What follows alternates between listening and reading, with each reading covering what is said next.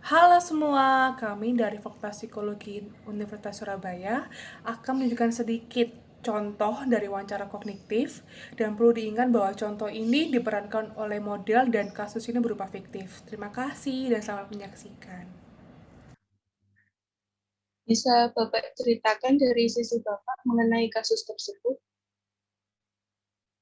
Oke, jadi ceritanya itu kita kan memang ada program dari pemerintah pusat kan untuk kita mengadakan bansos untuk di daerah-daerah gitu kan. Lalu ya kita adakan paketnya, kita adakan bantuan sosialnya, lalu kita kirimkan ke masyarakat sekitar gitu. Hanya itu sih.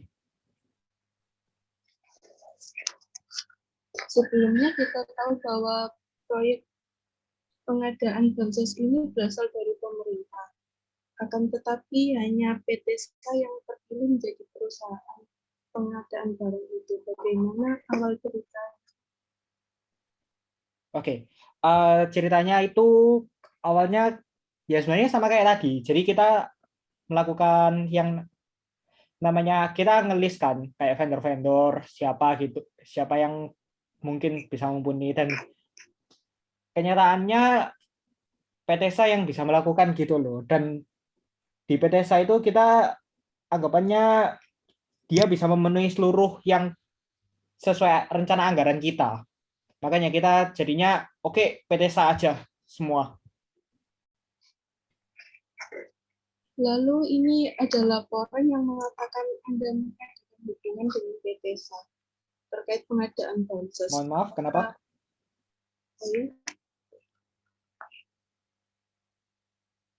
Bisa tolong diulangi? Sebelumnya, ini kan ada laporan yang mengatakan Anda mengadakan hubungan dengan PT SKA tadi, Pak, terkait pengadaan bansos. Apakah benar Anda sempat menghubungi perusahaan tersebut? Enggak, jelas enggak. Soalnya kan saya kan bupati kan. Bupati buat apa ceritanya saya harus menghubungi vendor atau perusahaan-perusahaan yang terkait secara langsung? Masa saya nggak punya anak buah? Ya pasti saya kasih ke anak buah lah. Nggak mungkin saya yang yang saya yang menghubungi secara pribadi. Kan aneh. Baik, berarti semua melalui perantara ya, Pak, anak buah Bapak. Iya.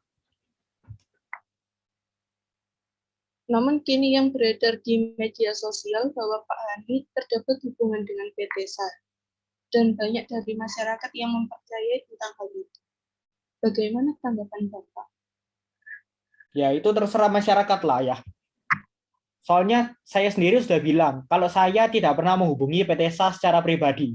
Saya hanya memerintahkan kepada anak buah saya untuk menghubungi mereka.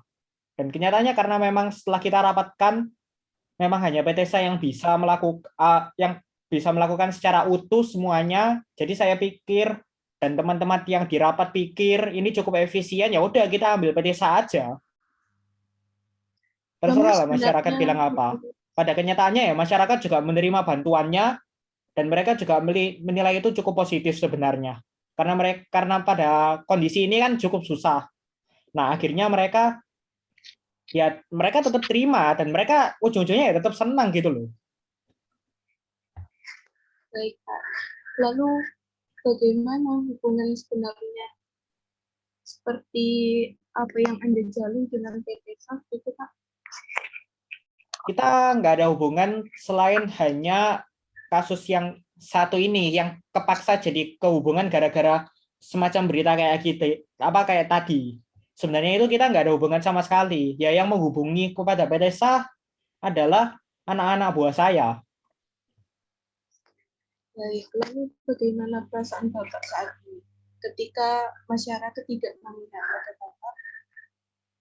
Saya sudah nggak ngurus lagi sih. Kayak mereka terserah mereka bilang apa. Padahal saya sendiri juga sudah melakukan yang terbaik. Saya sudah coba bantu mereka, tapi kenyataannya malah mereka kayak gitu, ya sudahlah.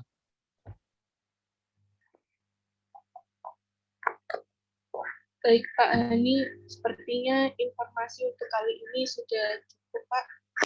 Terima kasih telah memberikan kesempatan dan waktunya untuk tanya jawab kali ini. Oke, terima kasih. Baik, Pak.